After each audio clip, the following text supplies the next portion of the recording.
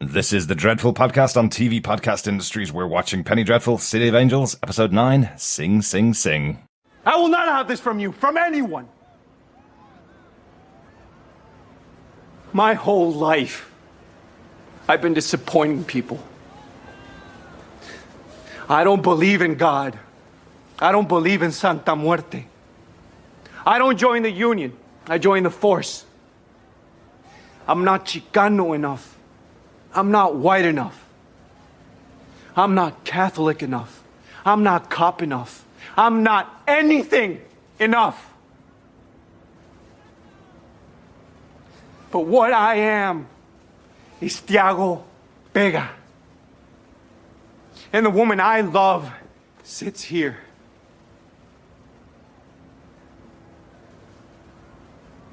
You can turn your backs. You can walk away right now. But this is who I am. Jesus, you should have been a priest. I love you, Tiago, but you drive me mad all the time. He's a Vega.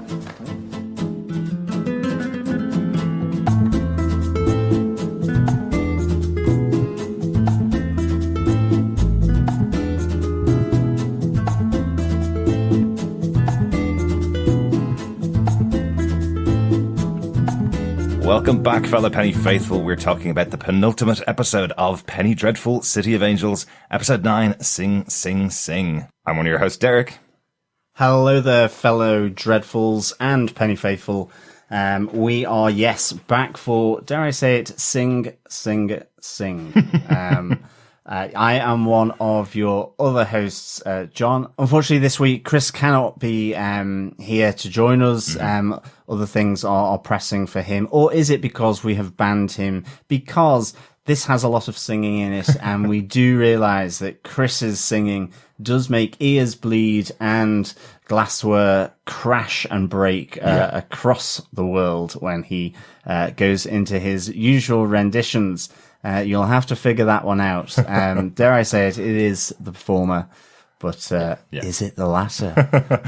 Yeah, we didn't want to inflict singing on anybody from Chris. No, it's not that reason. Unfortunately, just other things have taken precedence this week for this episode. I know that we're hopefully going to get him on for a quick chat in our feedback section. We'll hopefully record that later in the week and put it into the episode later on. But it's just myself and John here talking about this episode. I suppose we should start off by saying that this episode did come with a warning from Showtime, given that everything that is going on in the US, the moment at the end of this episode is probably quite distressing for a lot of people. Certainly was watching it myself and John when we watched the episode. It's certainly a distressing end to the episode. So we understand if this episode may have been very difficult for everybody to watch, given the subject matter. But as always, this show is challenging and it has been challenging throughout the series and some of the topics it's discussed and some of the things it's shown on screen. So it's not out of character for the show to push things this far in what it's dealing with in the real life situation that was going on at the time. And the situation it's referencing, as John Logan has said, it is a parallel to what's going on at the moment in the world. So yeah, I understand that people may have found this episode quite difficult to watch. Yeah, I mean, absolutely. I think the thing is that lynchings happened to people, mainly people of color, and it can be traced back to a whole range of racist, violent people, of which that can also come from the police force, as we're seeing. So I think it is one of those things that is both timely in its depiction, given what's happening in the US, and also it is a sensitive issue because it does conjure up fairly bad images of times past. But I think we, in the same way as maybe the whole thing of whether it is pulling down statues or contextualizing statues, this is contextualizing what happened. And in some ways, the legacy of these actions all compiled together to provide, that root and branch of systemic racism and violence, I suppose, towards people that don't conform, whoever that may be. Absolutely. So, it is. Yeah, and sadly not too far in history, unfortunately, as well. So again, it's another challenging one, and that is a great thing coming from Penny Dreadful. As Derek said, John Logan did say that it was addressing the current state of affairs by looking to the past. If we cannot learn from history our mistakes of the past, then yes, we probably are doomed. But I think with that prophetic announcement from myself, I think we should get into our spoiler-filled review of the City of Angels penultimate episode, episode 9,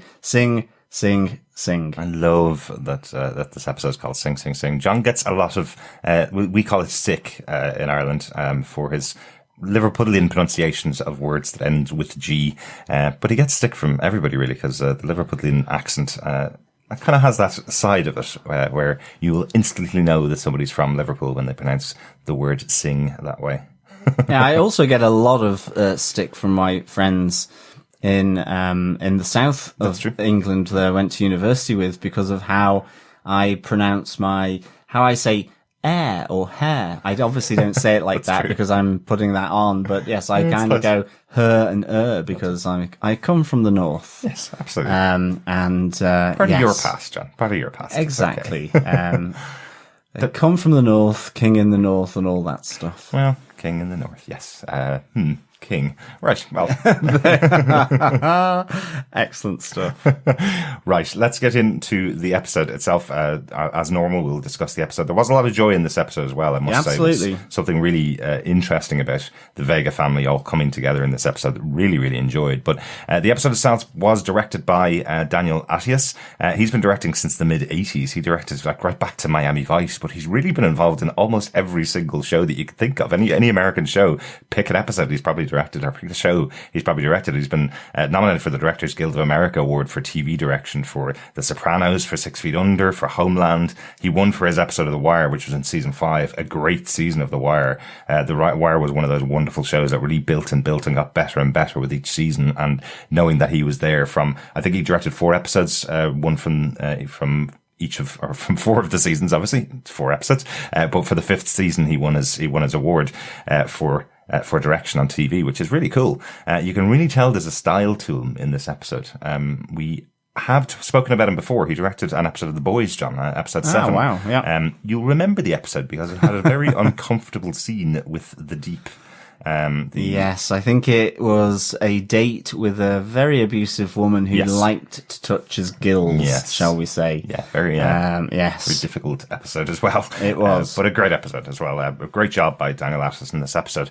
We did mention it before. John Logan has written most episodes of all of the show, and he has returned for probably the final 2 episodes. He usually likes to round out the show with his personal touch on it. So this is a John Logan written episode. And I think you can tell as well, like I have loved the last few episodes, but the dialogue just sparkles in the hands of John Logan. Some of the conversations that people have with each other in this episode, really you can feel the imprint of John Logan, how he writes his characters and how he writes the dialogue between the characters. And this was a big episode for many reasons. Absolutely. I think as well, this whole episode had just a crescendo. It really felt like music, and music played a big part of it, but there was an absolute crescendo of beats, just gradually building up to that whole Crimson Cat scene with the Vega family that just was magnificent. I really, really, really enjoyed this episode. And I think in between there was just some lovely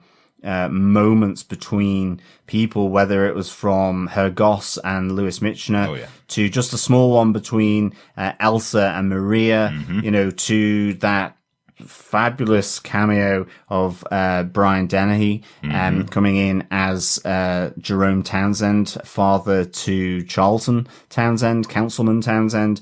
All really, really interesting, and just really good. So yeah, I can't wait to get into this episode. Absolutely. Well, John, do you want to tell everybody what they gave us with the synopsis for this week's episode? Episode 9, Sing, Sing, Sing. Sure. In danger, Tiago and Lewis must make bold decisions. Lewis heads to confront Herr Goss and must reconnect with the mob boss Benny Berman to protect Dottie and Brian Koenig. With Townsend at the end of his rope, he is forced to turn to his own last resort, his tough father Jerome Townsend. Spurred by Elsa, Peter decides to take Tom, Trevor and Frank to the movies to see Robin Hood. Meanwhile, Maria convinces Raoul to take her on a mother-son date to the Crimson Cat, while Lewis oversees the prison transfer of Diego Lopez to San Quentin.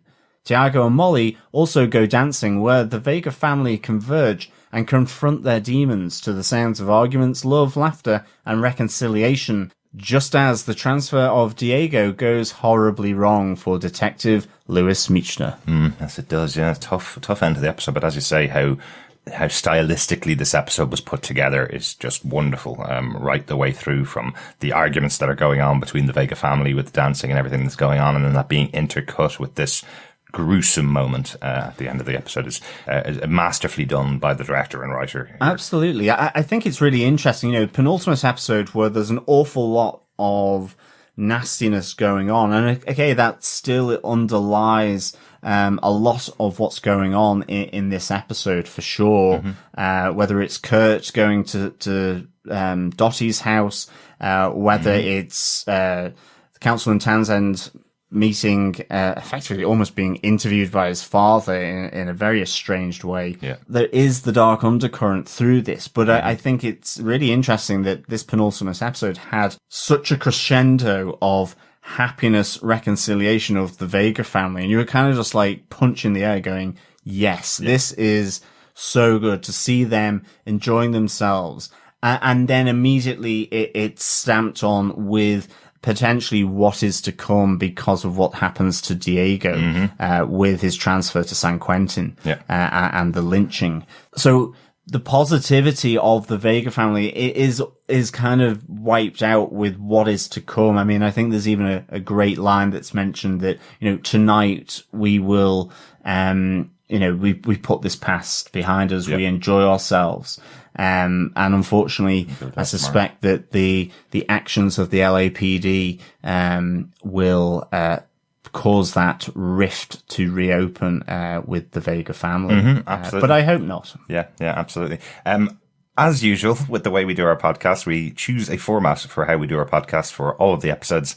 And of course, as we get towards the end of the series, our format always breaks. This time, because we have no Chris and there's lots to talk about, so choosing one big moment is going to be a bit difficult here. But we will kind of stick to that. We'll play around with it a little bit. Hey, you just want to hear us talk about a wonderful episode of TV, so I'm sure you guys don't mind. No, absolutely. John, do you want to kick us off with your big moment for the episode? Sure. It's the lion and the cockroaches. It's Lewis confronting Goss at the private club after the attack on him and Tiago. So good. Yeah. I love the fact that you really see Lewis fired up. He's angry here. He says to Tiago, "You ain't seen what I can do." And the whole thing reeks of Nazis. I like the fact that they play out the different scenarios of who it could or couldn't be. It's a good idea, wasn't it? Because I think that was the big question that everybody had after the last episode, because you just weren't sure whether, after seeing Kurt in the episode, you weren't sure whether he would have been the one responsible. But he's not the only Nazi in town either, so they could have hired somebody else to get the Tommy gun out. But I love, as you say, both detectives talking to each other and kind of marking everybody off their mind list of who could be involved. It was really smart. And I just like those little additional details that, the V12 car that he's got has been absolutely banjaxed. It's ruined. And, it's almost the fact that, he has been injured, but his concern is the fact that he's now going to have to try and get another car, and it's not going to be the V12 version, because of what he had to do to get that. Exactly. And so I love that. Favors exactly. I kind of really like that. But for me, this confrontation between Lewis and Goss, at the private club was just great. Two men of stature in different ways, both trading blows against one another. You have this this stature of Goss, who believe, he's a professional architect. He effectively runs the Nazi espionage bureau to some extent, or interests within LA. Yeah. He's got people working for him. He's very confident man, very wealthy. All of these things. And I love, he talks in that way about Lewis coming into the lion den. And, he should be wary not to kind of poke that sleeping lion. And at the other side of it, you have Lewis, who is this proud, Jewish man who is angry because of the murder of his two friends, but also with what just happened to him and Tiago, that attack on him. And he knows that he's got other people that he's having to protect. So he's fired up, he's angry. I love the confidence of him as he walks into that room as well. Like, they do reference the racism that's there, where he walks in there and is told this is a club that he isn't allowed into because it's a members only club kind of thing. I love his response to it, just going, well, yeah, my rabbi told me that. So he's instantly going in there and going, I know I don't belong here. I know people like me are shunned from this place. You keep us all out, but I'm going to walk right in here, say what I need to say before I get thrown out by these people. I think that's just a really good impression of the kind of person Lewis is. I think that's really good. Is, you have Lewis absolutely determined, in this moment. I mean, even just that putting of the gun down in front of Goss, goading him to shoot him, to get it over and done with, because if he doesn't, he will come after him. Yeah. And, but Goss equally confident in his own position, despite those threats, from Lewis. And I love this trading of blows of the information that they have against one another, that they're using to try and put each other off kilter. Lewis talks, about knowing Goss, who he's working for effectively, who he's been meeting, and all of this. And yet, Goss comes back and counter trades with this whole knowledge of Brian. And importantly, then, Lewis's estranged families. This is the first inkling that we realize that Lewis has got other family members still alive in the form of his son and daughters, who now are having grandchildren. There is that moment where Goss says, "You're going to be a grandfather." But again, and it's really the semantics of this wordplay. I just thought was really, really good. And it feels even more threatening when he's saying to him, I know you're estranged from your son and your daughter, and you haven't really met your grandkids. But the kind of extra layer to it when Goss says, your daughter's pregnant again, you're going to be a grandfather again, that extra layer of threat to it, that not only does he know all this stuff from paper, he may have recently seen Lewis's daughter. He may have been very recently monitoring her actions. He may currently have somebody who's watching everything she does in case things go wrong with Lewis. And the threat is there that he's going to kill them, not kill Lewis. So it was an interesting play. The idea that he'd come into him going, don't kill any of my friends, kill me. But that's not Goss. Goss is absolutely going after all of your family, not after you. Yeah. And the whole thing, we're roaches. The harder you stamp, the more we crawl to the corners. Great kind of, sort of image of that. And the parting line is from Lewis to Goss, it's not the lions you have to worry about, it's us roaches. Just to really say that, we've got your number, up here. Yeah. We know who you are. We know what you're doing, but we still need to get to you. And so I really like this. And I think, these bold decisions that he's got to make now. So he knows that, Goss, knows Brian is being hidden. And so Lewis's immediate thing is to head back to, Benny Berman, the Jewish, mob boss, to get, protection for both Dottie and Brian. Yeah. And I love that we have this just in time moment here, as we have Kurt lurking, around Dottie's home, ready, I think probably just to assassinate her and to take Brian back. Because I think Goss mentions about cracking his nut to get that information out. So Brian certainly would have been in for a bit of sort of pain, I think, to get the information. Yeah, maybe. But I like that we have this moment where I'm glad Dottie didn't get assassinated by Kurt. Let's just put it that way. I'm glad there was this just-in-time moment with them getting whisked away to a mob safe house. That scene was so incredibly tense for me because I was just waiting for Dottie to be killed, and maybe even Brian. Who knows? I think the other important thing from this scene was just that Dottie is told by Brian that he's figured out the rocket and is now working on something much bigger, which seems very ominous, it really to be honest. Does. And he's so nonchalant about it as well. He's kind of like, oh yeah, that old rocket thing that all the Nazis want the information from before. I figured that out ages ago. I'm working on something else now, kind of thing. It's really, I don't think he understands, even though he's in hiding and even though he's been with the Nazis, I don't think he understands how much threat he's under, or how much they want him and how bad these people are that are after him. You know, just after he says that is when you see Kurt outside with a gun pointed in the window at the two of them. So you kind of go, he probably doesn't know the imminent threat that's there. He seems so dismissive of that little old rocket issue that has sent him into hiding, you know? Yeah. So it is also quite intriguing. Kurt's right outside the door when this new safety net is brought to kind of collect, Brian and bring him off to this new safe place. But it's not going to be safe at all now because Kurt's right outside the door. So all he has to do is just follow the car, and find out where Brian's going to, right? So not going to be safe. Not necessarily, no, absolutely. But it could have protection, dare I say it. A bit more so than Dottie's place. So, although Dottie is fierce by absolutely anyone's definition. Very true.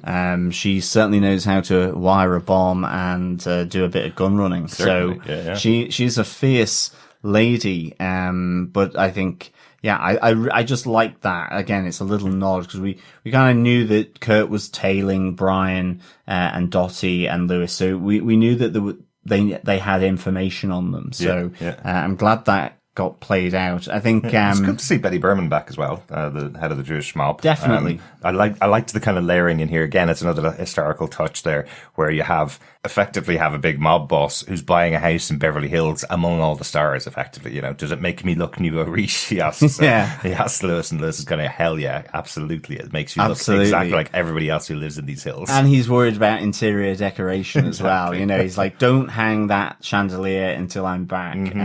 Which is, I think that's really, really good. It's a nice trope, actually. It is. I think on the theme of lion and cockroaches, I think there's two other little sort of conversations that I kind of want to draw up. One I have to bring up is the meeting between Townsend and his father, Jerome, played by the late Brian Doheny. Jerome Townsend. I thought this was fabulous. I really liked how, you know, he has to make a booking to see his father, and then it's almost conducted like an interview. He only has 10 minutes, you know. Only 10 minutes. But also just how awful it is for Charlton Townsend that his dad is like that.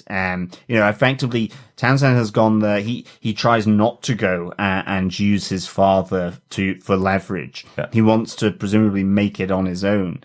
But he needs his influence to change the vote and the decision on the city council from, Councillor Beck's route of the freeway to back to his and to prevent his recall. And I love the fact that, we kind of get a little potted history of LA about, you know, there were 3 people who built, LA. There was Mulholland who brought the water, Doheny who found the oil, and you built the roads. And this is an extension of the family. Look what I'm doing. And his father's retort is, that's going to happen anyway. The future is aviation. Yeah. I'm investing in the airport.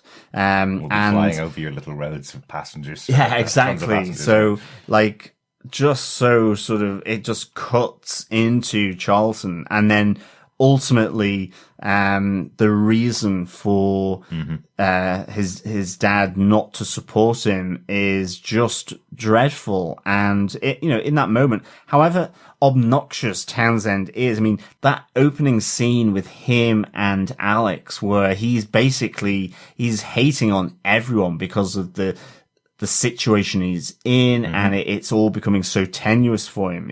His nasty side is coming out against the Mexicans, about the liberal, everyone. Yeah. But in that moment where, his father Jerome says, the reason I'm not supporting you is not because you're a fat, ugly queer, which is worse in itself. He goes, it's because you are weak. I don't back a losing horse. It's just completely dysfunctional and awful. And, that happens. And in that moment, you go, does Townsend deserve this horrendous kind of, father? And probably not. And probably is part of the reason why he is, in nature versus nurture kind of thing. His dad probably holds those views himself. So, but despite that, he's a gambler. Yeah. He backs the winning horse, but as I say, it was both fabulous and awful at the same time. Exactly. So well acted. Exactly. And I do think it was a bit of a surprise. Part of me wants to kind of tie this up into kind of an overarching thing that was happening in this episode. I kind of meant to mention it last week as well, just about Magda's characters losing control now of their charges. What we're seeing in the episode here is that opening scene with Townsend is basically him going, Magda is there as Alex, trying to control him and trying to get her plan to kick off racism in LA and these race against race attacks by getting his plan of that motorway built through the Mexican neighborhood, firing them up so they will attack the other races in the city. She talked about back at the start of the season that this is the first road that will be built. The next one will go through the areas that the blacks live in and disrupt all of their settings and start them on their plan. But by the end of the season here, what we're seeing is Charlton's losing that. He's not the right horse for her to have backed, for Alex to have backed. No, absolutely. So she pushes him to go to his father for his endorsement so that he can get the road back on track again, and his father doesn't do it. So what you feel at the end of the episode, just purely from this Magda idea, what you feel at the end of the episode is she's chosen another wrong person here. In the same way we talked about last week with Peter being the wrong person because she's trying to convince him to take up the Nazi ideals into America and take up this idea of a pure white race in America. And he's saying, that's not what I want. What I want people to do is believe that Germany's a great country and America's a great country and we should work together and we can be great countries. And she was trying to convince him as Elsa to take up much more of the Nazi Hitler ideals. Yeah. And he said no. So you're kind of thinking, oh well, Alex, you've Magda, you've also chosen another wrong horse with Peter. Now you've chosen a wrong horse with Townsend. And the other one we'll talk about a little bit later in this discussion. But the other one is Mateo. Like, Mateo is the choice of Rio to lead the Pachucos. She's separating away from his family. In this episode, you see him coming back together with all of his family. So has she also picked the wrong choice there with Mateo? Now that he's got the support of the family, which was part of what she was trying to do in her manipulations of Mateo, was pull him away from his family. She's underestimated his love for his family, despite everything. You're right, we'll get to it there, later, but, the speech that he gives to everyone about finding their pride is just so well done. And the interjection then of Tiago, maybe that is Santa Muerto working in mysterious ways, that he is like, putting his foot down because he seems to be the person that's always the strong one, and yet he's has a very different view of how people treat him. But yeah, we'll come to that. But what do you think about the idea of the Magdas themselves, the 3 or 4 Magdas that we have, maybe have picked the wrong people to influence because they're not as influential as you would expect from the idea that you've got Townsend, who's the son of the person, one of the 3 people that built LA. You've got Kraft, who is the son of the person that created all of the weapons for the German armies for 400 years, and he doesn't seem to want to go along with her pressure. And you've got Matteo, who's supposed to be this guy that his family shunned, and he becomes the leader of the Pachucos, who's actually gone back to his family. So does that feel like something that they're setting up? The plan is unraveling for Magda right in front of her eyes. Yeah, no, absolutely. And of course, dare I say it, in that moment, you can trust the LAPD to ride in and effectively put it all back on track, probably with what happens.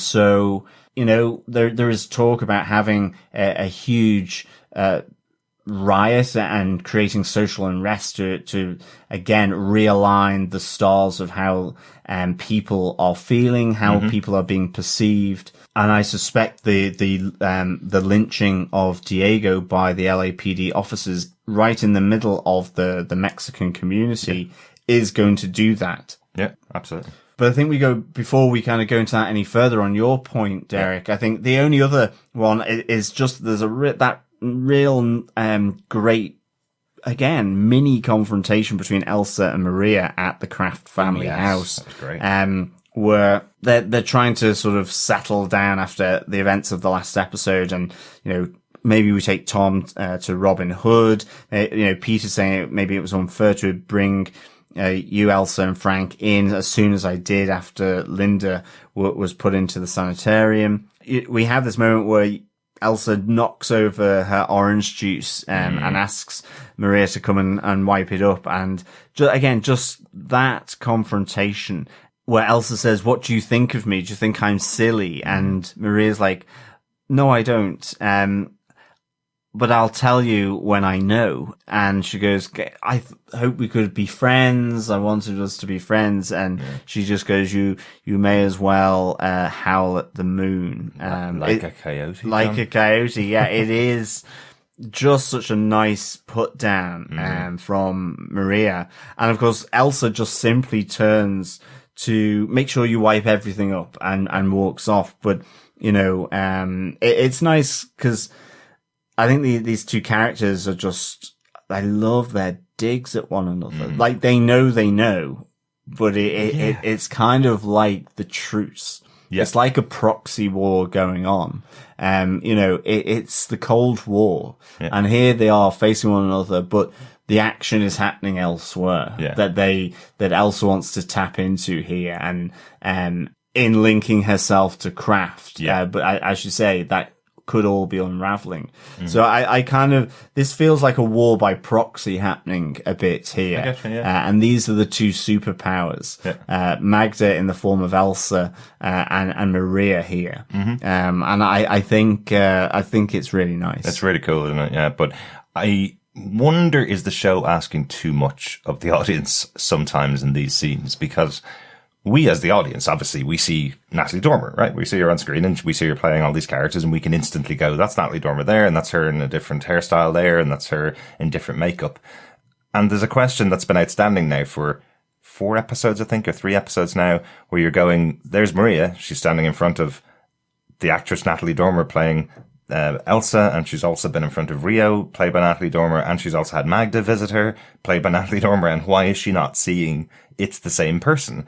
And they're not giving an explanation anywhere in the script at all as to what Magda's power is to hide herself so that Maria can't see through it.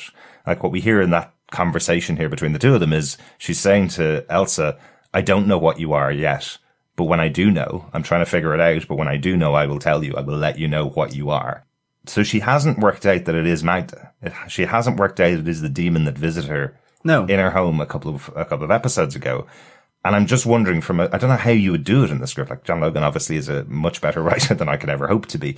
I don't know how you do it in the script, but it feels like there should be something in there that we would hear the history of the demon Magda. You know, like in the original Penny Dreadful, when they had Mr. Lyle, the Egyptologist, come over and kind of read a little passage from history and go, this is what this demon does. This is the powers of this demon, and this is how we beat him, kind of thing. It feels like you need somebody, and Maria should be that character. Maria should be the person, because she's a worshipper of Santa Muerta and knows all about Santa Muerta. You'd expect her to have some conversation with one other character going, Magda may be manipulating everybody around her, because what she can do is, or she's known to inhabit humans to give them their guidance and do her will, or something like that. It feels like there's something that the audience is being asked not to question, why Maria can't see that this is the same person in front of her. But I think we got an answer to that in the visitation of Magda to Maria at her grotto and shrine to Santa Muerta. Right. In that, she can feel her on the neck, smell something that's wrong. She does say to Raoul, that the craft house is cursed. She knows there is something up. She probably believes it is the work of Magda. She mentioned to Magda in the grotto, I want to be a part of your games with your sister and leave my family out of it, kind of thing. So I think she knows that there's something evil at play here, because she is tuned into that spirituality, that supernatural side through Santa Muerta. And so she knows that Elsa is not who she is pretending to be. There's an evil aura coming from her, in that sense. German witch. Well, exactly. Yeah. So, in a sense that she knows that she's just nasty, but whether she's connected the dots to know that it's part of a grander plan, I don't think she would. Ultimately, in the scheme of things, she is Peter's housemaid. She may see Rio, but I think increasingly it's that we see Magda in those forms, but actually they're taking different forms, and that must be the case because of Frank. Yeah. Okay. So I think she doesn't look like Magda at all. Right. But obviously within the show, it is Natalie Dormer doing a fantastic, amazing job of doing all these different portrayals of different forms of Magda. But I think to the people in the scene, I can imagine that they're being told as the direction, you don't recognize her as that. Yeah. She is as someone else. Yeah. She looks like Elsa, whoever Elsa may be, or like Frank. Exactly. Yeah. That's true. Yeah. I just wonder if there was something that they could have kind of exposed to the audience, why Maria is not seeing that face in front of her, just a line of dialogue somewhere. But you're right. It's such an interesting scene, and in an episode where so much great acting is happening. I think everybody gets a great moment in this absolutely. episode. I really do think that Adriana Barraza is like number one in this episode for me. It's the scenes that she has. I think she's just fantastic once again in this episode. I think there's some wonderful moments, starting with that moment with Elsa. It's so good.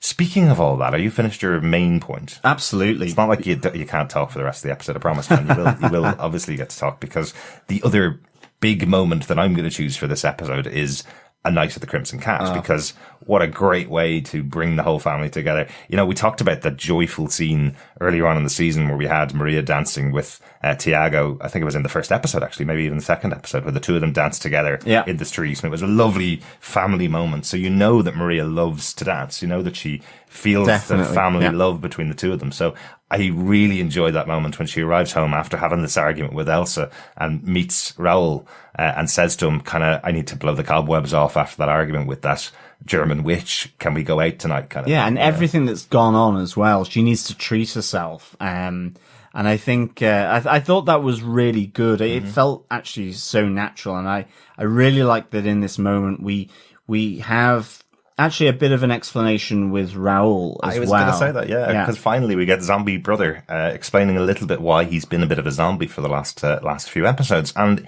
it feels like he knows he has a purpose, and that will hopefully come out in the next episode, what that purpose is.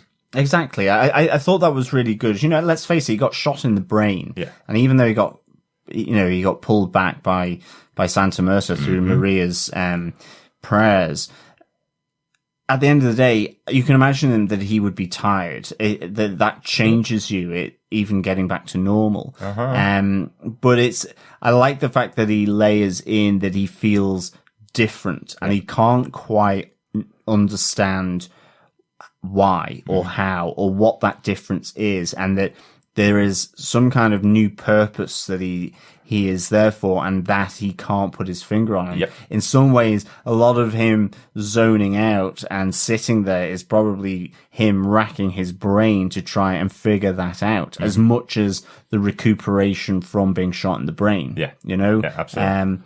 Because one of the nice continuity things in this, you see Raul coming out of hospital, he's still got the bandages on, and slowly but surely his wound on the top of his head is getting better. And that's, so he has been convalescing as much as then now we understand he does feel different. Yeah. And maybe that's just to do with the bullet.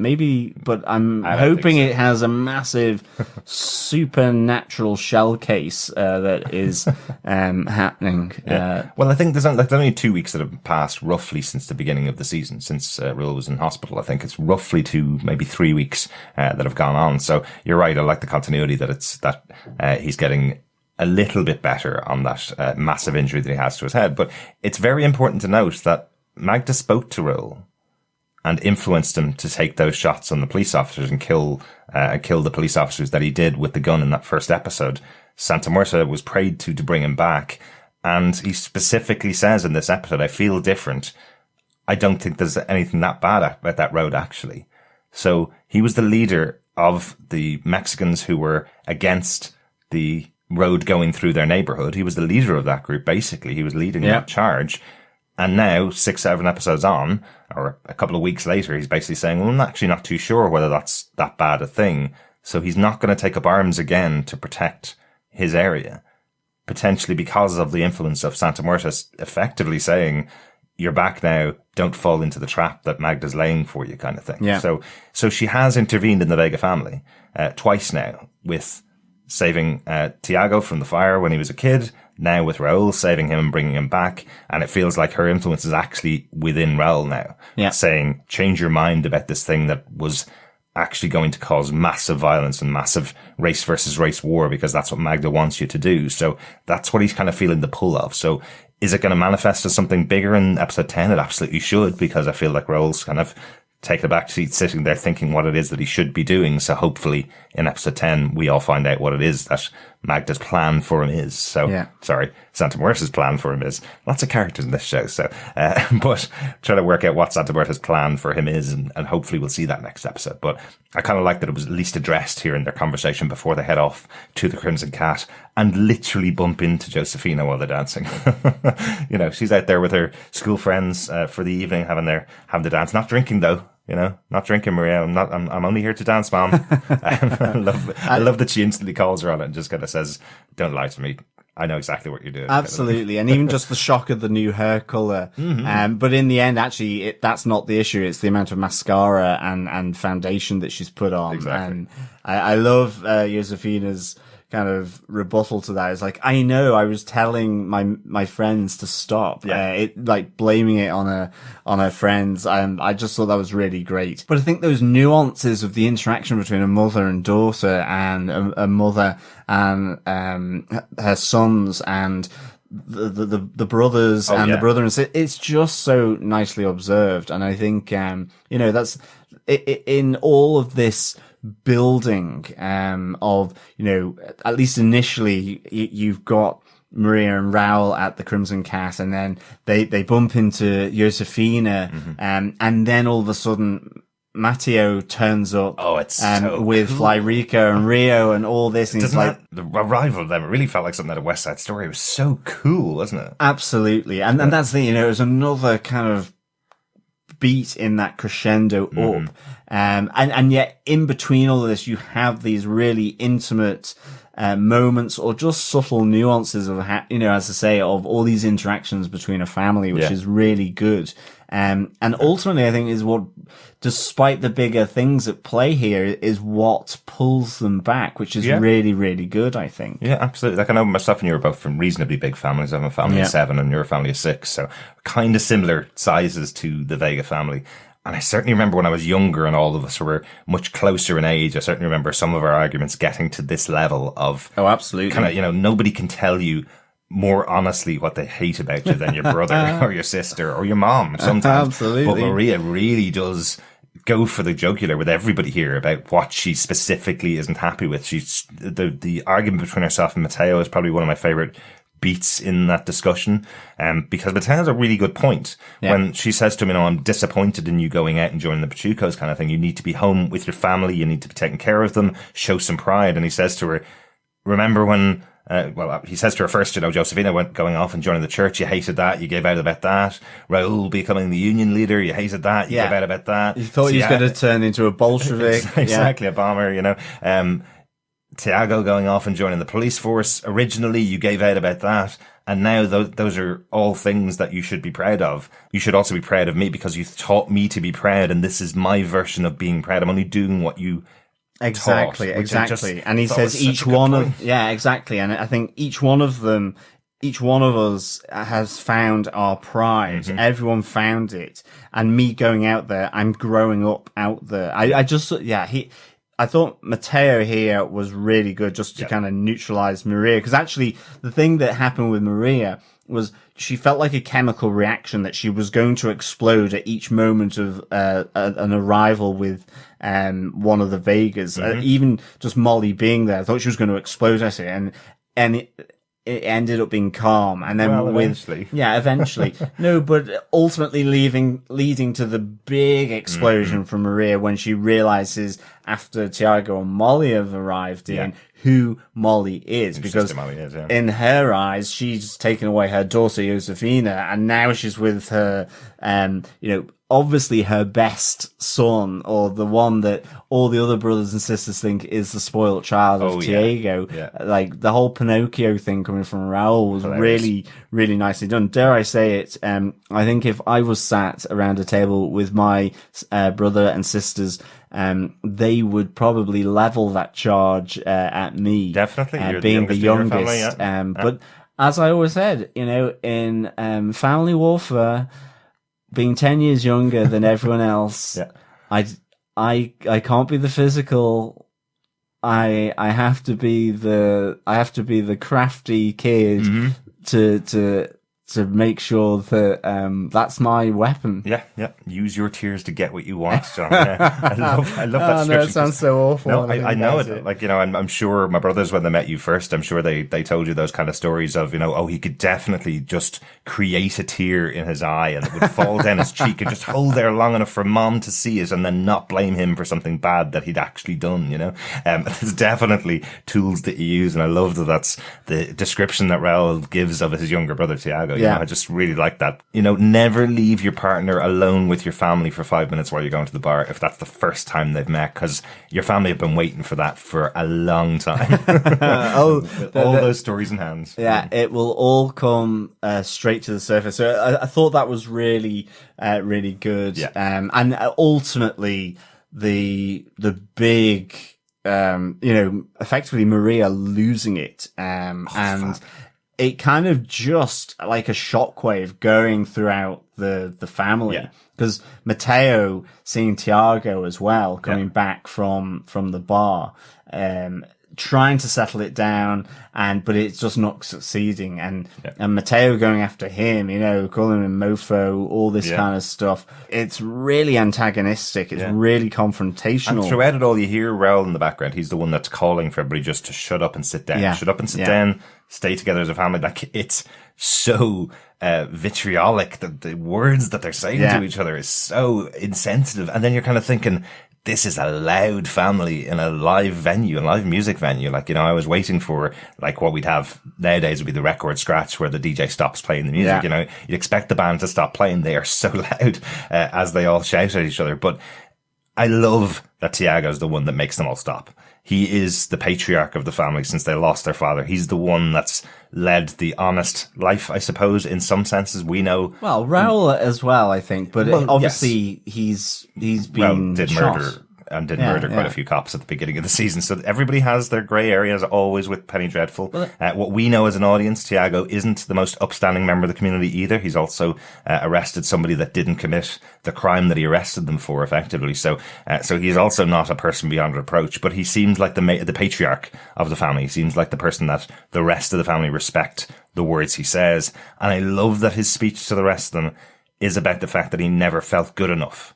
Even though everybody else in the family thinks Tiago thinks he's better than everybody else because of the path that he's chosen to travel, he's saying, everybody tells me I'm not good enough. I'm not a good enough Mexican. I'm not a good enough police officer. I'm not a good enough white person. I'm not white enough to join their gang. I'm not Mexican enough to join your gang. I'm separate from everybody. And now everybody's giving me this pressure. And I love that he ends it with, I'm here with the woman I love and I deserve that respect.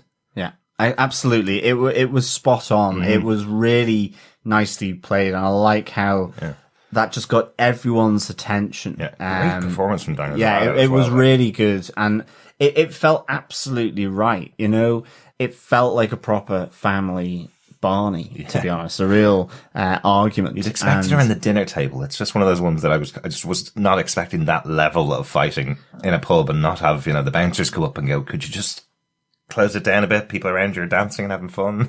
Yeah, I think the other good thing here as well was that you kind of have the big sigh after what's happened, and you see Maria jokingly talking about, and not one of my three sons became a priest, and you have Matteo. I really like this, just saying we have a priest in the family, or maybe, pointing to Josefina. I thought that was really nicely done, and that kind of respect, that idea that his sister can be the priest. It doesn't have to be a man. I thought it was just so well done. It feels so authentic for a family with brothers and sisters, and it feels authentic to John Logan's writing, that sense of equality.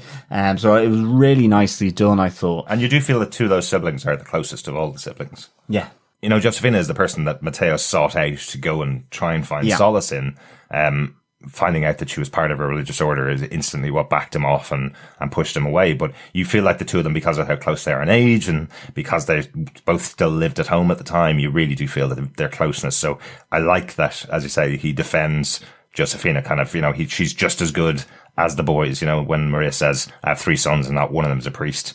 That's an interesting note, isn't it? That maybe she's the priest. Is that something really important again? There is a religious war here going on between the two icons that are Santa Muerta and Magda, So is it really important that Josefina is the priest of the Vega family, that she's going to be standing between the two of them in that final battle, maybe? Something like that. I think we'd suspected that maybe Sister Molly would be involved in that final battle. We suspected, obviously, her influence on Josefina was going to mean something by the end of the series, and maybe Josefina is the one to stand in between the two of these warring factions to stop them from the fight in the final episode. Potentially that's something. But just to mention as well, Rio's participation in what's going on here, Magda's version of Rio during this episode, because I just thought it was interesting. She was really niggling at the family when Matteo joined them. The line, which is such an embarrassing thing to say in front of someone's mom, going, he's a man, ask me, I know for definite, kind of thing. It's a real hang your head in shame and walk away from the table, love.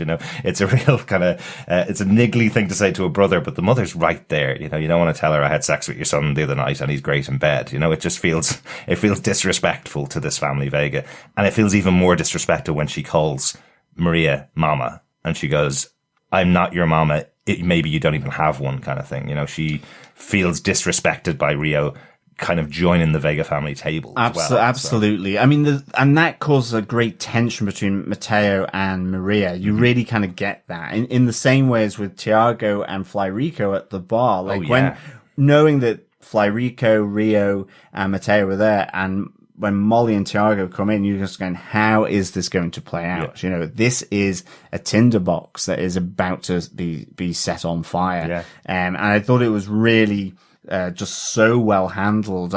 Just all to music as well. And I think what was great is the big makeup dance at the end where the family Vega are off out on the dance floor. They're all taking the partners. They're bringing Molly in as well.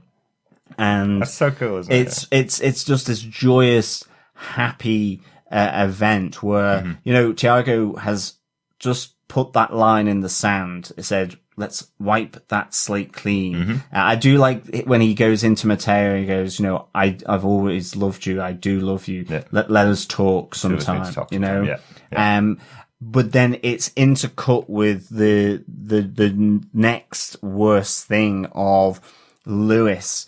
Gotcha. And I love that it's to no sound here, that it's still the dancing music, that unbeknownst to all these people, the happiness is still going on, but somewhere in a part of LA is a despicable act that's about to happen to Diego, with Lewis, being handcuffed and overpowered by all the LAPD officers, as they're transferring, Diego to San Quentin, and then they go and lynch him. And it's very, very powerful. I found where it's this joy of the Vega family kind of settling their differences and coming together in the Crimson Cat and dancing to this kid who's been made the fall guy by Lewis, who I think that's why, Nathan Lane's kind of look at trying to get them, pleading with them to stop, but there's no sound to it, and just the emotion that's coming across as they're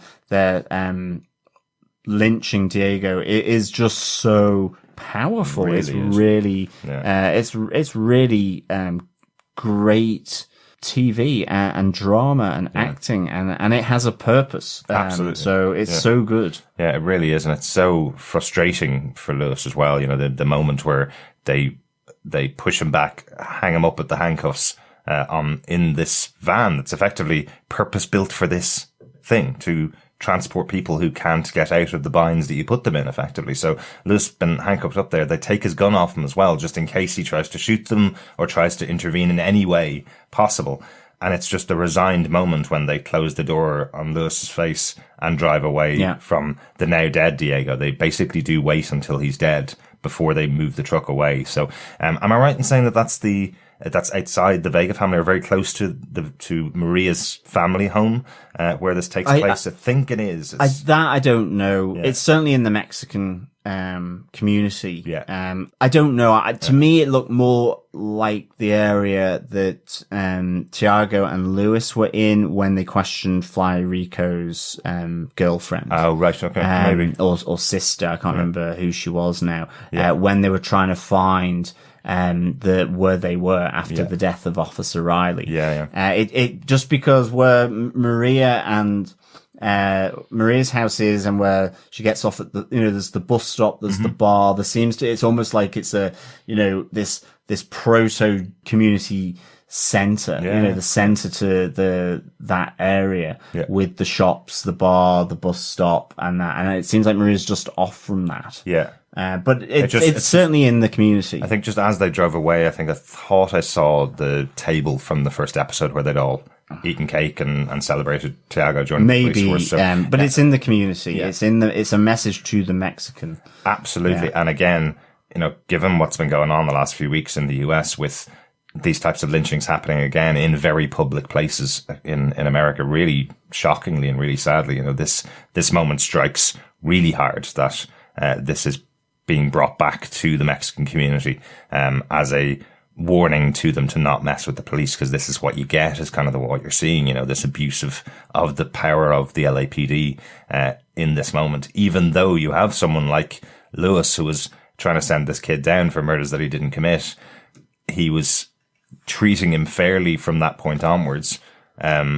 But he can't do anything to stop what's going on. Absolutely. I mean, I think in that moment, it was just, it's that topsy-turvy nature of it all, isn't it? Where you go, hang on a sec, these people are supposed to be upholding the law.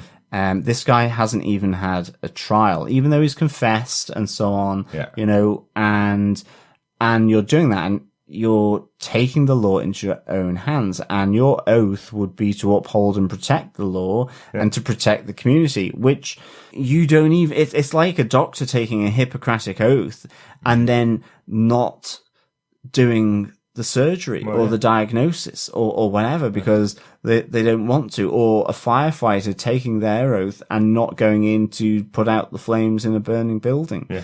And it's the same here. And that's the crazy thing. I just don't, it's difficult to comprehend is that is exactly what they shouldn't be doing. Well, exactly. And yet they're doing it. Yeah. And if that is a historical thing, I suppose, which it is, then absolutely, you see why this craziness permeates through generations of policing. And it moves from lynching to using airstrikes, like in Tulsa. It moves from that to, bullets. And there's the idea that if someone's jaywalking because they can't afford a car, that they should be stopped and searched in a way that is so overblown with weapons that it is beyond sort of comprehension. Yeah, absolutely. Yeah, absolutely. But it's, again, this show once again has hit a note that couldn't have been planned when the show was written. Absolutely. That this was the time it was going to hit. But sadly, it's something that has repeated over time. We haven't learned from history. This is something that has continued in the US and continued in many other countries, sadly. And here we are again. It's very prescient, very shocking that it's hitting right now. And I was unsurprised. I think that Showtime put out the warning that this episode would be a difficult watch, and would be disturbing for a lot of viewers. And it certainly was a disturbing moment at the end of the episode. But it's topical. It's great drama and acting, and we can't pretend these things don't happen as well. No, exactly, and it's hugely important. Yeah. And it's a phenomenally emotive drama that's happening here. And I think it's what's making Penny Dreadful City of Angels absolutely really, really good. As well, from the cast, the crew, the writers, all of that. It's just so well done. And as you say, it's just hitting those topical notes, which John Logan always intended it to do, but in the context of what's happening, as you say, then it's elevating that exposure that's being shown in these episodes of how people have in the past treated other people just simply because of things like the color of their skin or their preferences or whatever. Exactly. So, it feels ripped from the headlines, really, doesn't it? Yeah. At times. I think that's it for the main points. There's definitely a note that I have about this that just didn't fit in anywhere. The moment when Molly arrives into the Crimson Cat and we see Rio standing up at her little perch up at the top, watching out over everybody around her. There's a little moment where you see Matteo dancing with Josefina, and she looks angry. I mentioned earlier on in the episode about, is Magda losing her influence on the people that she's chosen to influence effectively? Are they people that she shouldn't have chosen? Should she have chosen someone else? I think it's a little bit similar to, we spoke about this before, John, when we were covering season 3 of Penny Dreadful, this idea that Dracula had of separating his victim from all of the people around them, all their support network and all their support system, and then turning them to the dark side, like he did with Eva Green's character in the original, season 3 of Penny Dreadful. That's what I feel Rio is doing with Matteo. She was consistently calling the Pachucos his new family. He doesn't need the old family, and it seems by the end of this episode, or at least that moment anyway, that as they're coming back together, it feels like Rio's really annoyed about that. She seems like she's seeing this family come back together that she thought she'd torn asunder or had been torn asunder. And then Molly and Tiago arrive, and she gets a really interesting look that I'm sure is going to be explained in the final episode. But I just had a little moment when I watched it going, is it Molly? Is it Molly's arrival that she's annoyed about, especially on the arm of Tiago? Does she know who Sister Molly is? Because again, that story is the one that hasn't really had much interplay between the Magda characters. Is it Sister Molly? Is it something that she's bringing to the table when we get to this final battle in episode 10? Or is it the fact that Tiago is under protection of Santa Muerta? He is the one member of the family that has been touched by Santa Muerta. He's supposed to be protected. Remember, she was specifically told during that fire that killed his father, leave the kid alone, leave Tiago alone. Yeah. And Santa Muerta was asked, why does she care for him? Why does she care for any of them? Magda called that out. Why do you care for that child, kind of thing? And now she sees him walking into the club where all the rest of the family are. So I'm really intrigued about what that look meant right there. Yeah. Does that mean now that she knows Tiago is a member of this family, now that she has them all, now they're all back together, does that mean Rihanna has to back off from her control, or Magda overall has to now back off because Tiago's there? Is there some kind of key that he is to this end game, I suppose, that we just haven't seen yet? So I was just really intrigued. It was a really interesting moment. Go back and have a look at that moment in the episode. It was an interesting little moment. Yeah, it was. It really was, for sure. John, anything else you want to talk about from the episode, or any notes? Yeah, I've got 3 notes. First one is, I loved the sign behind Rio in the Crimson Cat, which said "No sleeping on the tables," which I thought was really interesting. If you have to have a sign, it means it's happened a few times. Exactly. So I thought that was a nice little sign there. Mm-hmm. And my other 2 notes relate to Townsend's conversation with his father, where he talks about the 3 people that have built LA. Obviously, there's Jerome Townsend there on the roads, which I couldn't find anything of, but William Mulholland, who I suppose I know through the namesake of Mulholland Drive, but he was an Irish-American civil engineer who was responsible for building the infrastructure to provide the water supply to LA and its growing demands as one of the largest cities in the US, which I thought was really good. A slightly sort of tragic end to his career, when effectively, he had just granted a safety inspection to the St. Francis Dam, and it failed 12 hours later. So yes, but yeah, brought the water, as, Charlton Townsend mentioned. And the second one was Edward Doheny, who effectively was made famous and also has a major road in Beverly Hills named after him. Oh, right. He was made famous for discovering oil under a private residence, and his find sort of set off the big oil drilling spree and kind of oil wars. And an interesting thing that the Clampetts came first, then the swimming pools, and then the movie stars. That LA was built on oil, and the oil wealth that he then poured into the city. The Clampetts, the Beverly Hillbillies, isn't it? The TV show that was based around the Clampetts coming from nothing and getting what's it called? Black gold? Is that? Yeah, black gold. That's it. So an interesting one there. Edward Doheny, by the name, you can tell. I think he was a first-generation American. His parents were both Irish, moved over from Ireland during the Great Famine, moved over to America, and Edward Doheny is the product. But interesting, two Irish Americans setting up LA. Quite an interesting past, because there's also been the discussion in here that, remember, LA was built on land that was originally part of Mexico. So interesting that effectively it was built on civil engineering, water, oil, and the road system created by Jerome Townsend. Very interesting that you note that both Mulholland and Doheny both have roads named after them in this city. We talked about it back when we were previewing the series of Penny Dreadful City of Angels, that John Logan basically based this entire storyline for the series over the idea of the road system in America.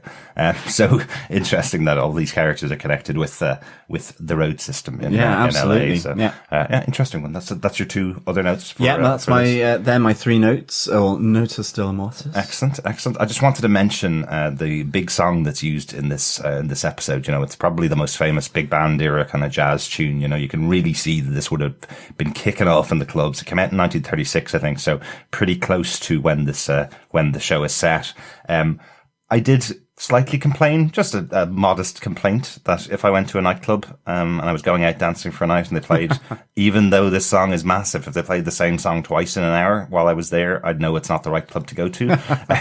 But I suppose you got a live band, they probably loved this song and love playing the song, because it's a great song. Sing Sing Sing has been used in so many different movies and TV shows and adverts and stuff. So it's an iconic classic. and definitely makes me want to dance when I watch it. So maybe they didn't really mind. They're there to dance anyway, so play the song twice. Sure, why not? You know. But I did like it. It's a pretty classic tune, so really good to see it played there with all of the Pachucos and all of the Vega family all dancing away. Pretty cool. Yeah, absolutely. So, Derek, what did you think overall of the episode? I think it's pretty evident here. This is my favourite episode of the season. What John Logan is known for with his Penny Dreadful series specifically is they build and build and build to a crescendo.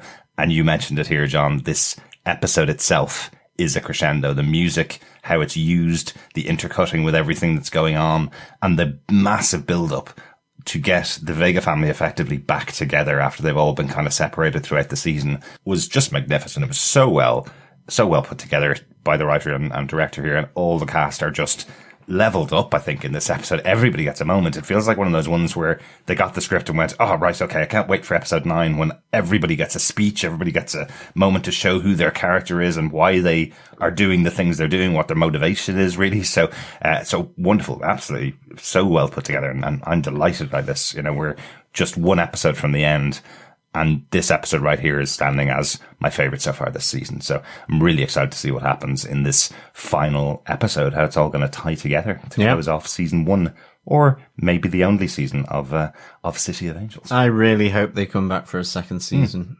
I love these characters. I really want to see more of these characters and what's going to happen, but they could just as easily focus on something else that's going on in history or in LA or something else that's going on in the future. You know, maybe Magda might be knocked back this time and come back twice as hard next time. You know, it'll be 7 characters played by Natalie Dormer in the second season. maybe all the characters played by Natalie Dormer in the second season.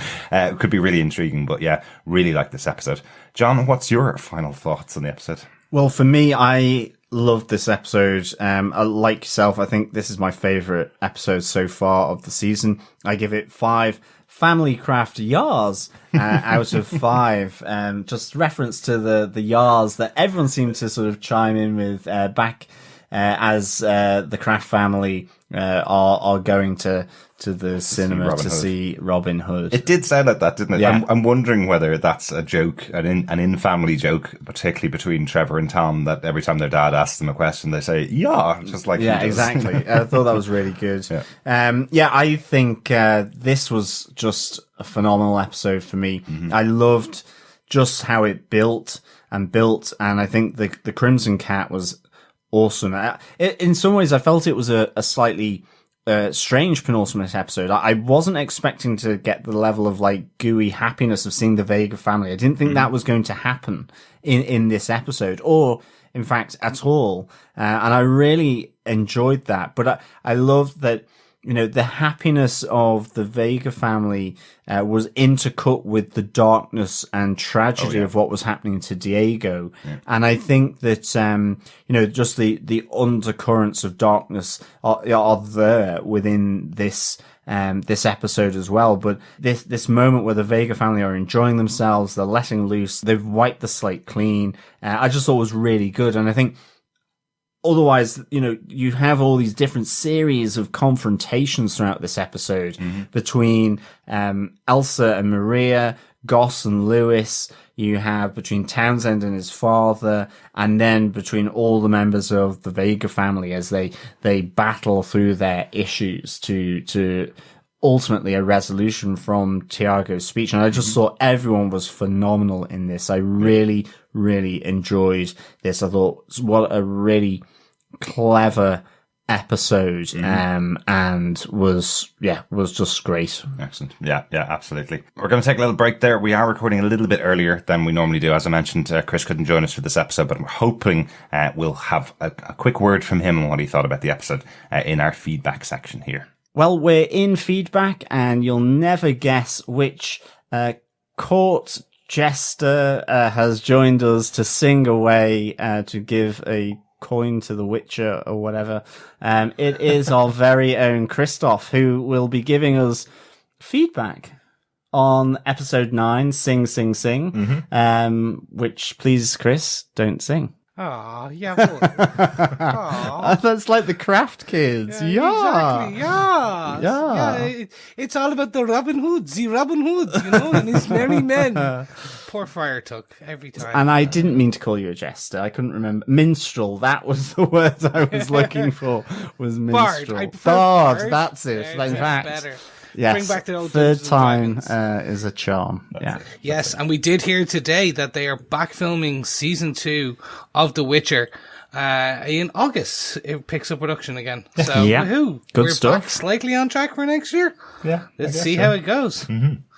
Well, Chris, what did you think of Penny Dreadful Sing Sing Sing this episode? It has me singing to a different tune. Okay. And it's singing to its own tune. So this does not feel like a penultimate episode. This feels like the prior to penultimate episode, third last episode of the season, because what I was expecting, and now I'm not saying this was bad, and I'm pleased, like, I very much enjoyed this episode, and I will put that out first. You expect in the penultimate for the chess piece, the board to be set, the pieces to align, and the battles that will have to happen in the final episode to happen or to be set up so that when you're going into the final episode, the final 40 minutes, the final hour, that it's breakneck speed, everything's go, go, go, go, go, go, go. And I don't feel that they've done this. I feel we have the catalyst for this battle or for this war in the very final scenes.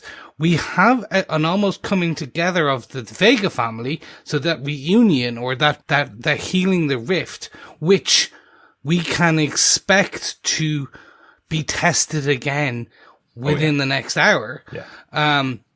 But I don't know. I was expecting maybe that at least Mama Vega would start putting those chess pieces together and it would click in this final episode that she now knows who Magda is in the greater sense of the word. Like, she saw Rio and I was expecting her to go, well, you just did the same look or the same thing as, not Mrs. Kraft, as Elsa, or soon to be Mrs. Kraft, maybe. But I was expecting that, and then I was expecting potentially a bit more.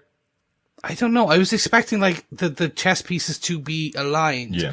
But I feel this going into the next episode, if you have a bit more of those battle sections, then the final episode is the battle to win the war.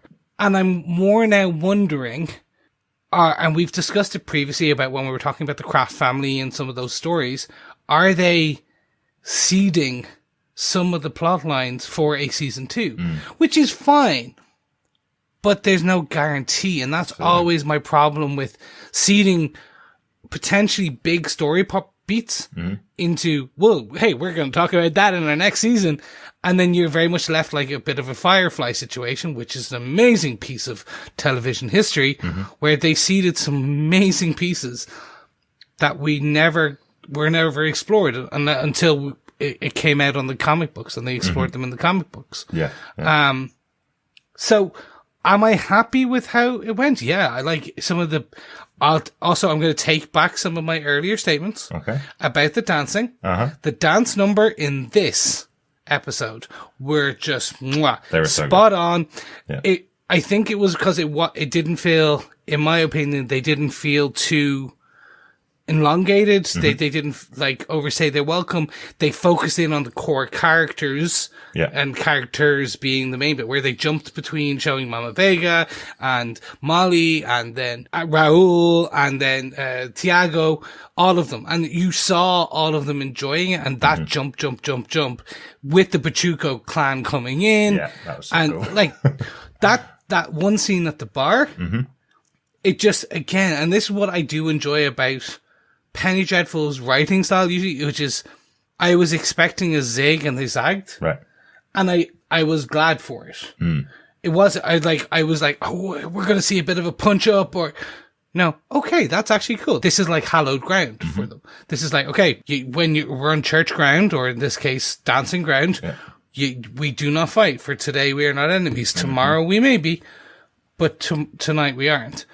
And that was just nice. And I think it showed a greater aspect of where Tiago and his brother might come, because if his brother is going to become the head of the Pachucos, as Rio wants, with Fly Rico, then potentially it is going to be brother v brother, but actually not what we were expecting, brother v brother. It's going to be like, it's actually not going to be a fight. It's going to come down to war of the words. Yeah, maybe. I think definitely they have that push over the edge of the cliff that's going to happen when everybody finds out about Diego and what happened to him and his body being left hanging in their local community. I think that's going to be the big push, and Mateo's going to step right up with a bit of push from Rio to lead the Pachucos and everybody else in that community on their return to going back against the police and getting revenge for what happened. Yeah, it's going to be really interesting to see what happens. But you're right, that whole the scene between all of the Vegas, we mentioned how everybody gets a moment from the lines they say and their speeches to each other and justifying why they do what they do. But also everybody gets their moment of dancing and enjoying themselves, after they've made up, and some beforehand, but everybody gets their big moment to kind of show why they're a family and why they're important to each other and to us as an audience. So some great things in there in the episode. Is the final episode not going to be slightly bloated if they try and close everything?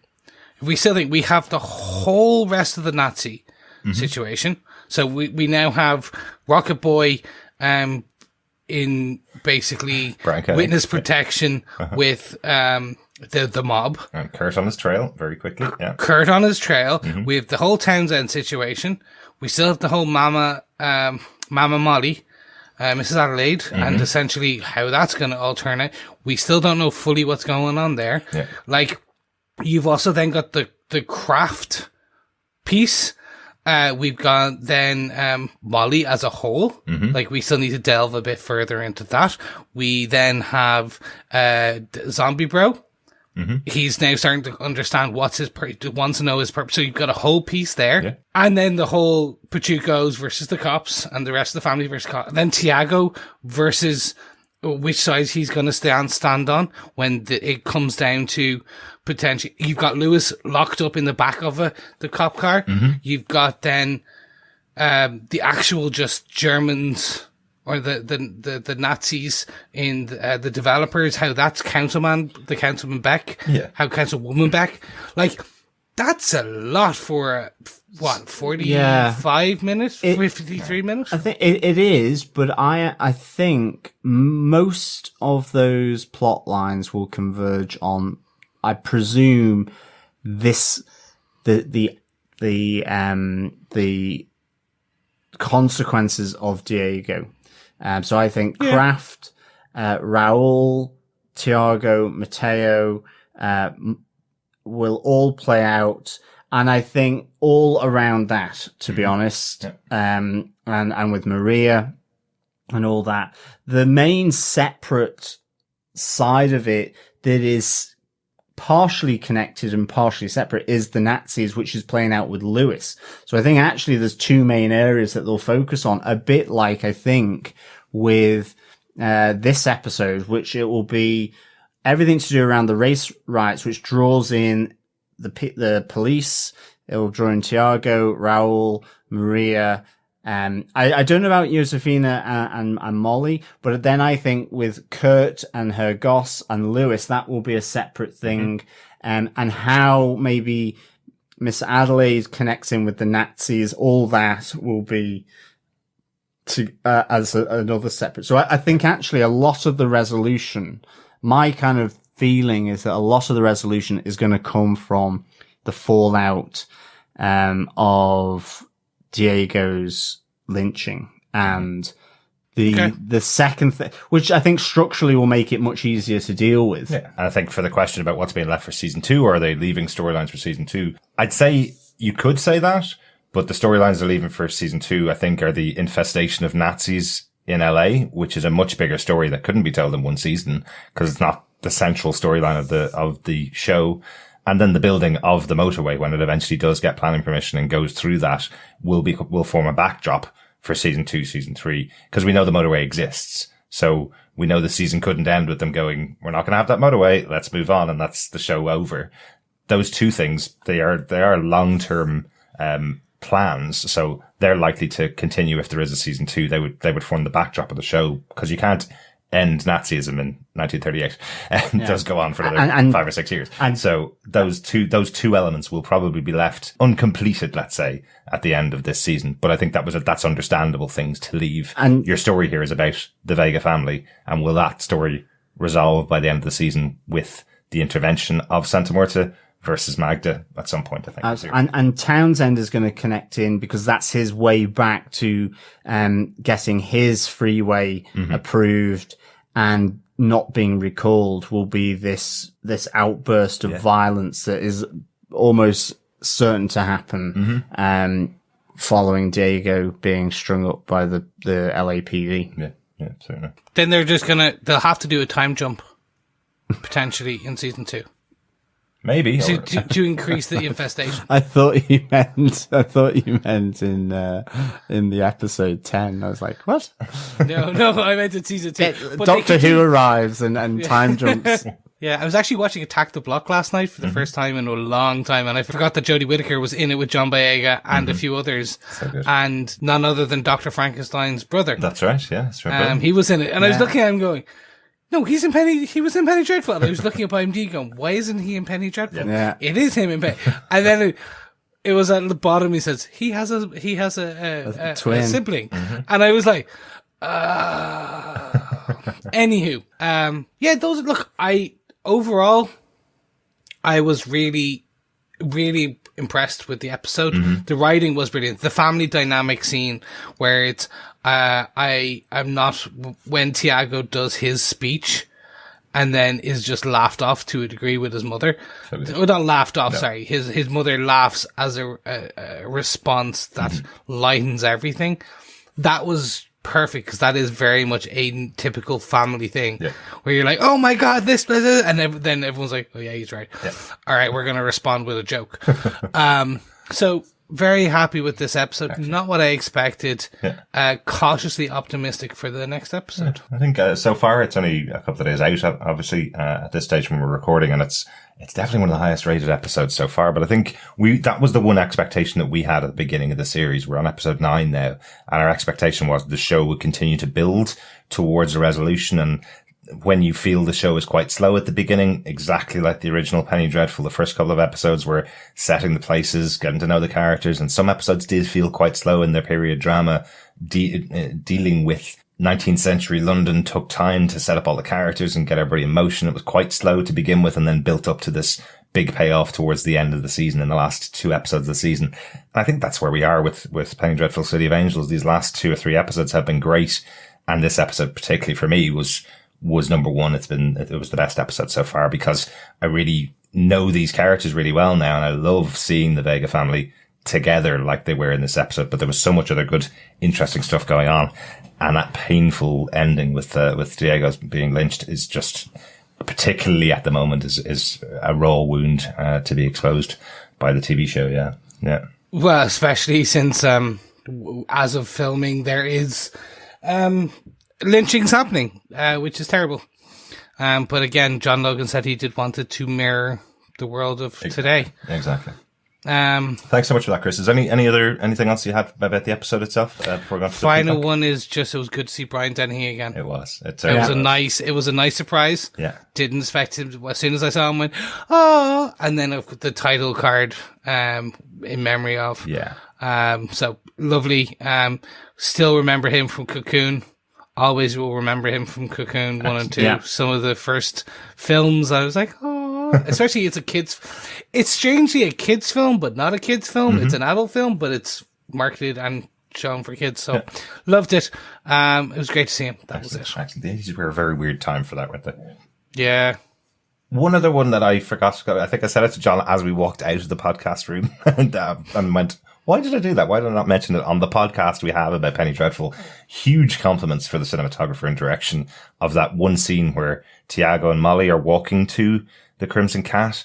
The population in that scene, the amount of extras in that scene in their period dress and how it was filmed really felt LA being really vibrant in that one scene. Definitely. You know, the last time they went to the Crimson Cat, it felt like it was, 2:00 in the morning and they were going in really late to go to this kind of party club, this after hours party club. This felt like a really vibrant Saturday night in LA. It looked like a really exciting set. Well, actually, that was kind of my point. It didn't feel like a set. It felt like something straight out of the 1930s where everybody's going out in their big night out at the end of the week, exactly the way it should have been set up. But that I think was one of my favorite filmed scenes from the season. I think the cinematography was great and the direction of how it worked was really good. Really enjoyed that. So I just forgot to say it on our first recording, so I thought I'd say it now. Let's get on to some feedback from our awesome Dreadfuls, our awesome fellow Penny Faithfuls. John, do you want to take the first one, our email from Susan in Canada? Yeah, we got some feedback through. Remember, feedback@tvpodcastindustries.com. Just send us your thoughts there by either written or you can send an MP3 of a voicemail. And yeah, first up is Susan from Canada. She says, "Hi guys, just want to drop you a note to say how much I enjoy listening to your podcast for Penny Dreadful's City of Angels. I was worried that I wouldn't be able to find a quality podcast for the show since there sadly seems to be a lot less people watching compared to the original series. So imagine my excitement when I found the Dreadful podcast. It's great to hear your wonderful and thoughtful discussions every week." Oh, thanks, Susan. Yeah, thanks, Susan. Well, Susan, when you do find the excellent podcast, do let us know so we can listen to it too. And try and now, some of the bits. Chris, don't undersell yourself. Yeah, thanks so much, Susan. She continues, "Some of my favourite scenes this season take place in the Crimson Cat, and this week is no different. The music and the dancing always get me, even if they often are shown together with dark and violent imagery. Speaking of the music, would you gentlemen know the name of the song played when Josefina was dancing with Rico? It starts around 32 minutes, right after Matteo makes up with his mum for the night. I've been searching for it everywhere, but none of the usual music finding apps was able to give me an answer. Guys, do you know? Because I know I don't." I went back and looked at the scene and went and checked because the episode's called Sing Sing Sing. It's based around the song that was used twice in the episode, the big band tune, most well-known tune, and it's the only different song that's in the club. I think they play that tune twice, and this other song that Josefina dances with Florico is a different tune to that. And I was going, sugar, it's not that easy, unfortunately. It does take a few days for some of the websites that I use to update with the tracks that are in episodes. The one I use is called Tune Find. Usually about 2 or 3 days after the episode comes out, they populate the name of the song. What I think has actually happened is that this may be original score from John Paisano, because I definitely don't recognize the tune they're dancing to.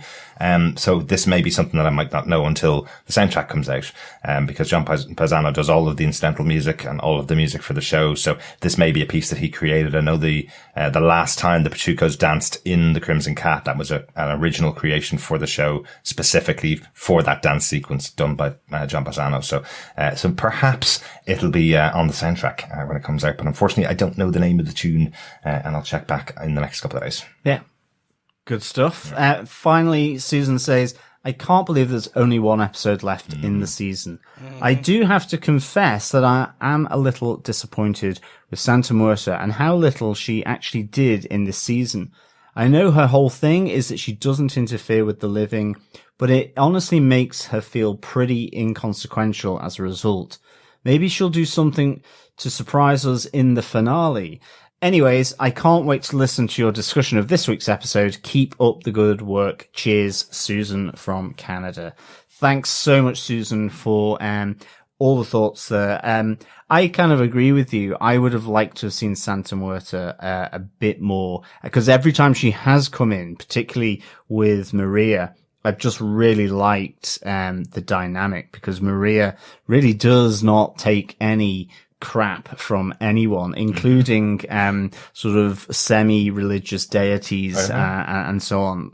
And I think it would have been nice to have seen a little more of her, and I think sort of Magda in her dark leather dress. I think but I think that's just me. I kind of would like to have seen a little bit more supernatural. Like, I've really enjoyed the stuff around Frank and with Maria in her shrine and grotto.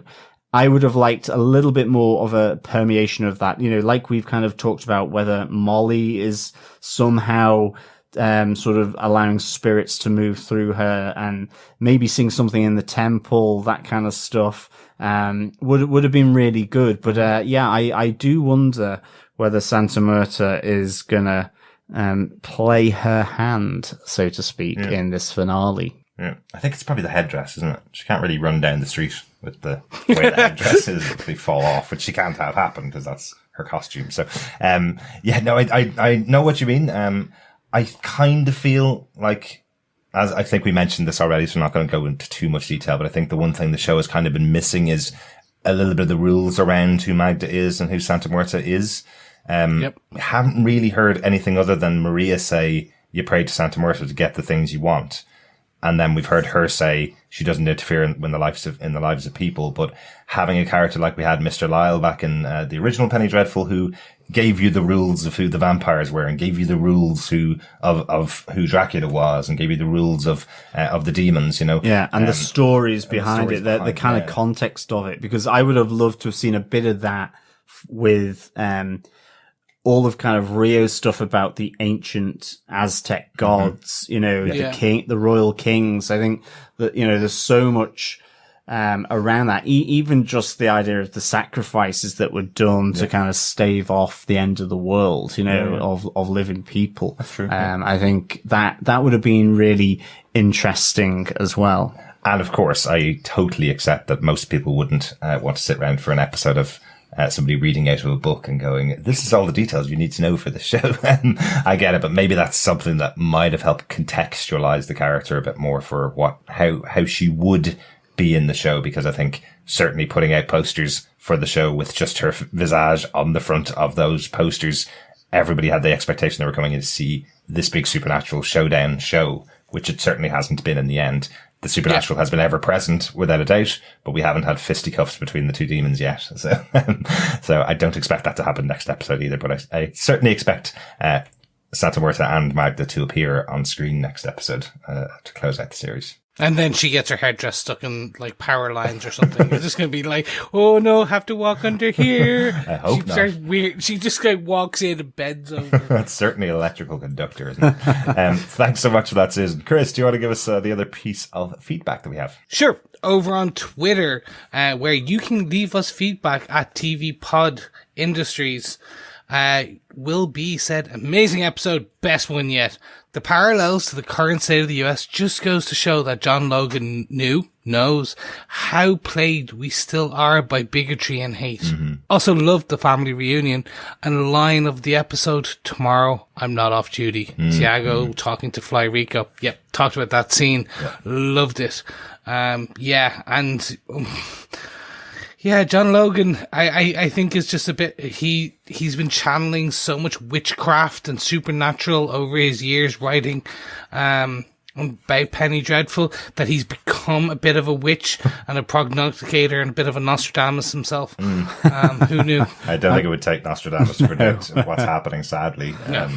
Sadly, no. I think anybody who, had a good vision of what was actually going on, would unfortunately been able to predict where we are. Yeah, absolutely. Thanks, Will. That I also loved the family reunion. I think that kind of lightness and happiness, even though they had a massive stonking argument, and even though the final dance between all the different family members and the new girlfriend was kind of intercut with that harrowing scene of Lewis being jumped and Tiago being lynched by the police. I think the family reunion, all of that in the Crimson Cat was just phenomenally done. Yeah, really loved it. Excellent. Thanks so much for that, Will. Final piece of feedback is our voicemail from the wonderful friend of the show, Steve Brown. Hey guys, it's Steve, and wow, what a great episode, this second to last episode here of Penny Dreadful. Really, really good. Let me start out by saying it was so amazing to see Brian Dennehy. Gosh, I didn't know I was going to get welled up by that. But it was really just, I don't think I've ever seen anything that I've really not liked him in, from First Blood and FX and, just so many things that I just flipped through his IMDb real quick, and I haven't even come close to seeing everything he's done. So it was amazing to see him again, and sad at the same time. But that scene with him and his son, it was just really, it was heartbreaking to see how he treated him. I absolutely loved seeing the Vega family coming back together, and Tiago standing up there for Molly and telling them that he loves her, and then they all sit down and there's kind of a reconciliation, and then that whole scene there at the end with them having fun and dancing, and at the same time Michner struggling in the back of that police van as he watches Diego being lynched by the other police officers, which I was suspicious of. You know, as soon as they came out of the police station, there were so many cops with him. I was like, why is there so many to take one guy to the train station? And of course we figure out there as soon as they grab him and lock him to the car, the van there, that we know what's about to happen. And so very, very sad, but it's definitely a great setup for the final episode as we see everybody kind of, or at least the Vega family, having a good time, the Kraft family out having their little their time going to the movies. But we know as Rio surveys the Vega family, and we know that something big is coming. So, can't wait to hear what you guys thought. Talk to you later. Thanks so much for your feedback, Steve. Really good to hear your voicemail as always, but I know Steve is going to be away for the finale, so he's not going to get a piece of voicemail in time for our recording for the finale. But remember, we do have our wrap-up episode, after our 500th episode, where you can send in feedback on the whole series. I know Steve's going to send in, hopefully, a voicemail for that. Start of July, I think we're doing that one. So hopefully you'll get in time for that. Yeah. Thanks so much, Steve, for the feedback. Yeah. I mean, seeing Brian Dennehy was great. And just that whole scene, you know, again, it was another one of those confrontation scenes that I just loved from this episode between Townsend Jr. and Senior, was just phenomenal. Yeah, really, really good. Yes, thanks, Steve. I agree with you on Brian Denny. I already brought it up. Just remembered there was the one that actually introduced me to him before Cocoon was FX. Oh, yes. Murder by Illusion, and FX2. Mm-hmm. Yeah, it was great for its time because the whole premise was using like FX to essentially catch killers or big serial killers, and yeah, it was cheesy as hell, but my God, it gave me a love of, it really did give me a great love of the actual, what goes into making a film. And then you had Brian Brown in there as well. That's right. As the other lead cast, and it was just, I haven't seen that film since definitely early 90s. At some point, I think we owned it on video back in the day and watched it reasonably regularly, because it was a lot of fun. Definitely. Yeah, sadly missed Brian Dennehy. But it was great to see him in this final performance, even though he did play a bit of an a-hole with his son. Totally get that, Steve. It was a difficult scene, but a great actor can pull that kind of stuff off as well. Good catch on the cops, by the way, as well, Steve. We didn't have an indication when that amount of cops led by the evil detective Frank Murphy were lining up. We didn't have any indication that they were intending to do. I just assumed they just needed that amount of cops because this is a high profile case. So I really didn't expect that that's what was going to happen. So good catch that you had some kind of premonition of what was going to happen to poor Diego. Thanks so much, everybody, once again for your feedback. Thanks, Chris, for jumping in and joining us for feedback. A little bit of fun talking with you about the episode. Sorry you couldn't join us for the full thing, but I know you're going to be back for the finale discussion next week as well. Yeah, can't wait to be involved for the next one, and I will be there 100%. But gentlemen, it's about time we go back in time. We go back to a time where I was not here. We go back to the Future? No, we go Back to the Past, much like Back to the Future Part 3. It's going to be, it's not the best. It's a time jump. It is. It's a time warp, if you will. It's almost like a step to the left. And a step to the right. Put your hands on your hip. And bring your knees in tight. Yeah. There you go. Gentlemen, back to you for the pub quiz. I think we've put in that feedback piece from Chris there. But John, do you want to take us on to our final section of the episode, our Penny Dreadful pub quiz? Yes, it is the Penny Dreadful pub quiz. Let us all head down to the Crimson Cat for a tequila-fueled knees up. We'll laugh, cry, and most importantly, dance the night away for this week's pub quiz. Excellent. It's the place to be, it seems. It really is. Remember, send in your answers to feedback@tvpodcastindustries.com. Keep those coming in. If anyone hasn't, please go to our website. You can check out all the questions that we have had for this series of Penny Dreadful Cities of Angels. And please, send in the answers. There are another episode to go on Penny Dreadful, City of Angels. We will then be having our 500th episode where we will be celebrating just all the TV series that we have covered, along with a fantastical pub quiz as well. Oh yeah, better get writing, John. Absolutely. And then we will do our roundup episode of Penny Dreadful City of Angels, where we will announce the winner of the Penny Dreadful pub quiz. So please, keep those answers rolling in. So with that, the question for episode 9, Sing Sing Sing, is what game does Dottie teach Brian Koenig to play? Yes, what game does Dottie teach Brian Koenig to play? Yeah, that's a good question. Yes, please send in the answers through the email. Yeah.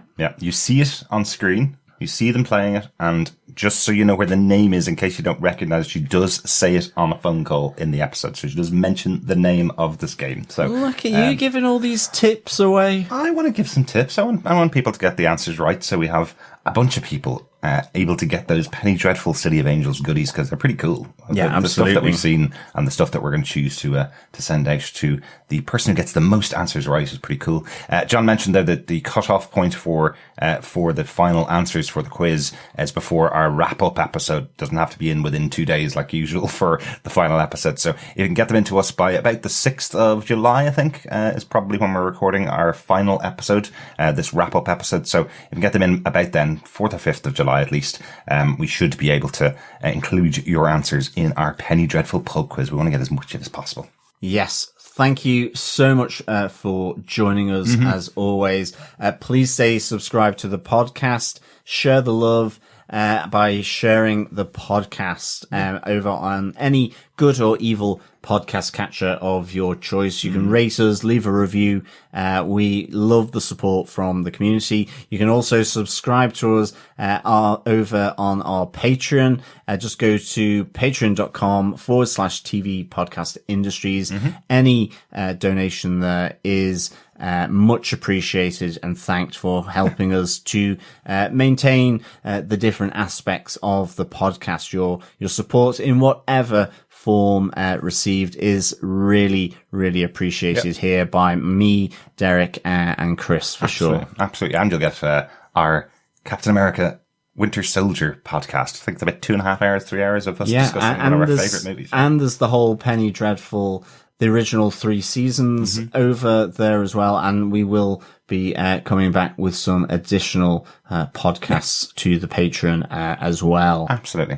Thanks so much for joining us. One other thing that you can do if you want to support us, you can go over to British Podcast Awards/vote, pop in our name, TV Podcast Industries, and it'll pop up with the ability to vote for us in the British Podcast Awards.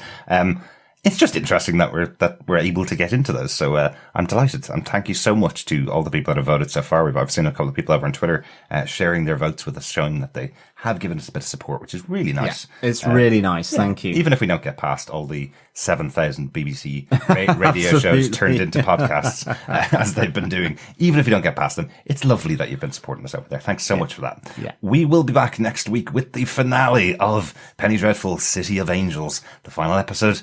Guess what it's called? Day of the Dead. Dia de los Muertos is happening. Should this episode come out on the 1st of November? Shouldn't that be like aimed for them? Is it 31st of October is Halloween, and then I think Day of the Dead is the 1st of November. Okay, excellent. Yeah.